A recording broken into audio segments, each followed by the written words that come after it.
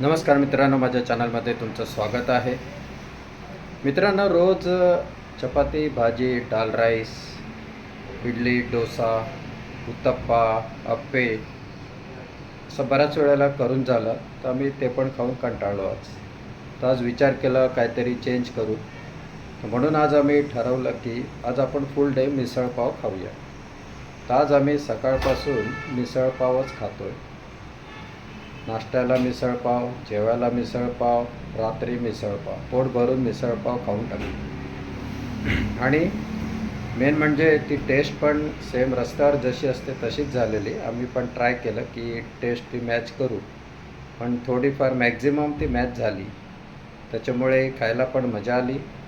तर मित्रांनो, हा व्हिडिओ मी तुमच्याबरोबर शेअर करतो. जर आवडला तर प्लीज लाईक करा, शेअर करा आणि माझ्या चॅनलला सबस्क्राईब करा. असेच लाईफस्टाईलवर व्हिडिओ मी बनवत असतो. Have a good day. Thank you. तर मिसळपाव बनवायला मी सर्वात आधी एका भांड्यामध्ये तेल घेतलं. त्या तेलामध्ये मी कढीपत्ता टाकला. कढीपत्ता झाल्यावर त्याच्यात मी कांदे टाकले. कांदे आणि हे कढीपत्ता सगळं मी बऱ्यापैकी फ्राय करून घेतलं. ते फ्राय बरंच वेळ ते कांदे लाल होईपर्यंत मी ते फ्राय केले. त्याच्यानंतर त्याच्यामध्ये मी आलं आणि लसूणची पेस्ट मिक्स केली. त्याच्यानंतर परत ते मिक्स करून घेतले बऱ्यापैकी. त्याच्यानंतर त्याच्यात मी चिरलेले टोमॅटो टाकले आणि थोडा लाल मसाला टाकला कलर येण्यासाठी. तर ते पण बऱ्यापैकी मिक्स करून घेतले आधी. त्याच्यानंतर चवीपुरता मीठ टाकले आणि ते सगळे मिक्स केले. त्याच्यानंतर थोडा गरम मसाला मिक्स केला. त्यामध्ये गरम मसाला मिक्स करून ते परत एकत्रित केले आणि त्याच्यानंतर एक मिसळ मसाला आणलेला तो पण त्याच्यामध्ये मी मिक्स केला.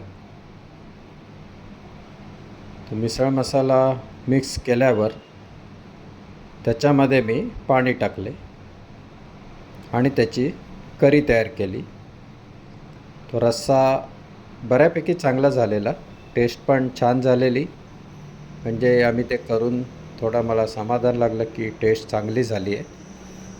तर ते खायला मजा पण आली. तर मित्रांनो, हा व्हिडिओ तुम्हाला जर आवडला तर प्लीज लाईक करा, शेअर करा आणि चॅनलला सबस्क्राईब करा.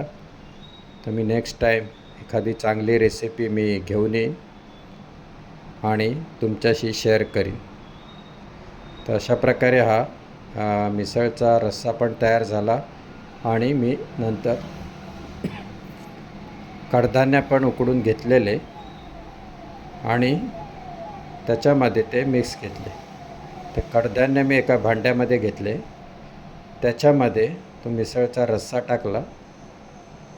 नंतर त्याच्यामध्ये मी फरसाण पण मिक्स केले.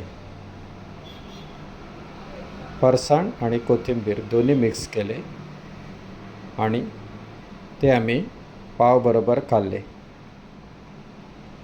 मित्रांनो, व्हिडिओ बघण्यासाठी धन्यवाद. असेच चॅनलला सपोर्ट करत राहा. Have a good day. Thank you. Good night.